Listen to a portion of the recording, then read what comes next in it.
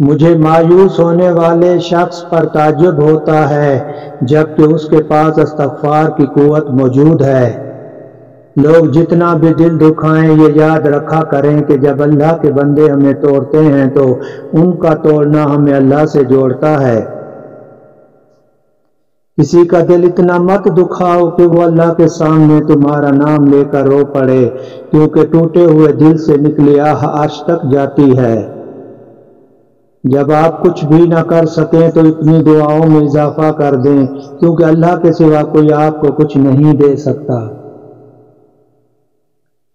تمہارا ایک رب ہے پھر بھی تم اسے یاد نہیں کرتے، لیکن اس کے کتنے بندے ہیں پھر بھی وہ تمہیں بھولتا نہیں۔ دکھ میں کبھی بھی پچھتاوے کے آنسو نہ بہاؤ، کیونکہ تم وہ خوش نصیب ہو جس کو اللہ نے آزمائش کے قابل سمجھا ہے۔ پریشان نہ ہوا کرو، اللہ نے تمہارا مستقبل تمہاری سوچ سے بہتر لکھا ہوا ہے، کیونکہ جو مقدر لکھنے والی ذات ہے اس کے پاس مقدر بدلنے کا اختیار ہے۔ یہ دنیا بھی کتنی عجیب ہے، ایماندار کو بے وقوف، بے ایمان کو عقل مند اور بے حیا کو خوبصورت کہتی ہے۔ صرف دو لوگ مقدر والے ہوتے ہیں، ایک وہ جنہیں وفادار دوست ملتا ہے اور دوسرا وہ جن کے پاس ماں کی دعائیں ہوتی ہیں۔ اگر تمہیں کوئی صرف اپنی ضرورت کے وقت یاد کرتا ہے تو پریشان مت ہو، بلکہ فخر کرنا کہ اسے اندھیروں میں روشنی کی ضرورت ہے اور وہ تم ہو۔ تمہارے والدین تمہیں بچپن میں شہزادوں کی طرح پالتے ہیں، لہذا تمہارا فرض بنتا ہے کہ ان کے بڑھاپے میں ان کو بادشاہوں کی طرح رکھو۔ سب سے بڑا جاہل وہ ہے جو ایک پتھر سے 2 دفعہ ٹھوکر کھائے۔ بہت سے انسان ایسے ہیں جنہیں زبان نے موت کے گھاٹ اتارا ہے۔ محبت کا اصل حقدار تو اللہ ہے، بس تم اسی کے آگے جھکو، وہ تمہیں کسی کے آگے جھکنے نہیں دے گا۔ دوسرے کے محل میں غلامی کرنے سے بہتر ہے کہ انسان اپنی جھونپڑی میں حکومت کرے۔ جب حق پر رہتے ہوئے تمہاری مخالفت حد سے بڑھنے لگے تو سمجھ لو اللہ تمہیں کوئی مقام دینے والا ہے۔ تم خود اپنی دعاؤں سے ہی اپنا مقدر لکھتے ہو اور تمہاری دعائیں ہی تم تک وہ سب لے آتی ہیں جو تمہارا نصیب بھی تمہیں نہیں دے پاتا۔ اپنی جوانی کے دھوکے میں مت آنا کہ یہ عنقریب تم سے چھین لی جائے گی۔ کچھ رشتے اللہ خود ختم کرتا ہے تاکہ ہماری زندگی خراب نہ ہو سکے، بے شک وہ جو کرتا ہے بہتر کرتا ہے۔ ایسے شخص کو کبھی مت گنوانا جس کے دل میں تمہارے لیے محبت اور فکر، عزت اور چاہت ہو۔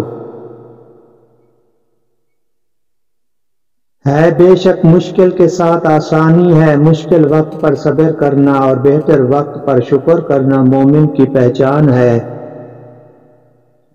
تم کسی کے ساتھ بھلائی کرو، تمہیں اس کا بدلہ برائی کی صورت میں ملے تو سمجھ لو کہ تمہاری نیکی قبول ہو گئی۔ جب تمہارا دل کسی کے گلے لگ کے رونے کو چاہے تو قرآن پاک کو گلے لگا لینا۔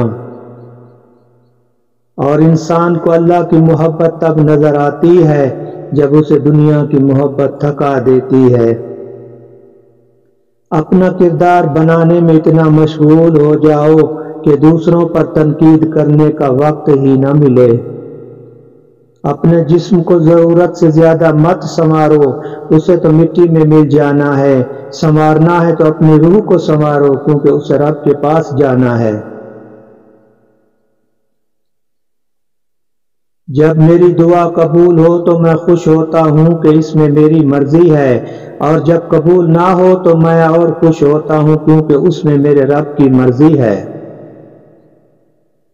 وہ شخص کیسے ضائع ہو سکتا ہے کہ جس کا ضامن خدا ہے۔ دوست کی غلطی ریت پر لکھو تاکہ پانی اسے مٹا دے، اور دوست کے احساس پتھر پر لکھو تاکہ کوئی اسے مٹا نہ سکے۔ اچھے لوگوں کا تمہاری زندگی میں آنا تمہاری قسمت ہوتی ہے، اور انہیں سنبھال کر رکھنا تمہارا ہنر۔ जिंदगी के हर मोड़ पर सुलह करना सीखो, क्योंकि झुकता वही है जिसमें जान होती है, अकड़ना तो मुर्दे की पहचान होती है। जिस जुबान से झूठ निकलना बंद हो जाए, उस जुबान से निकली हुई हर दुआ कबूल होती है। इंसान के आंसू उस वक्त मुकद्दस होते हैं जब वो किसी और के दुख और तकलीफ को महसूस करके निकले। जब अल्लाह किसी को पसंद करता है तो उसे खूब आजमाता है, बस तुम सब्र करना, क्योंकि सब्र करने वालों की मंजिल जन्नत है। बेहतरीन रिश्ता वो है जो आपके ऐब जानकर भी आपसे ताल्लुक ख़त्म न करे, और बेशक ये रिश्ता आपका अल्लाह के अलावा किसी से नहीं। अपने दोस्त को इतने ही राज बताओ कि कल को अगर वो तुमसे दुश्मनी पर आमादा हो तो तुम्हें कोई नुकसान न पहुंचा सके। अपने दिन का आगाज सदका देने से करो, उस दिन तुम्हारी कोई दुआ रद्द नहीं जाएगी। सारी दुनिया के सारे लोग तुझे अपने फायदे के लिए चाहते हैं, सिर्फ तेरा रब ही है जो तुझे तेरे फायदे के लिए चाहता है। जो तुम्हारी खामोशी से तुम्हारी तकलीफ का अंदाजा ना कर सके, उसके सामने इजहार करना सिर्फ लफ्जों को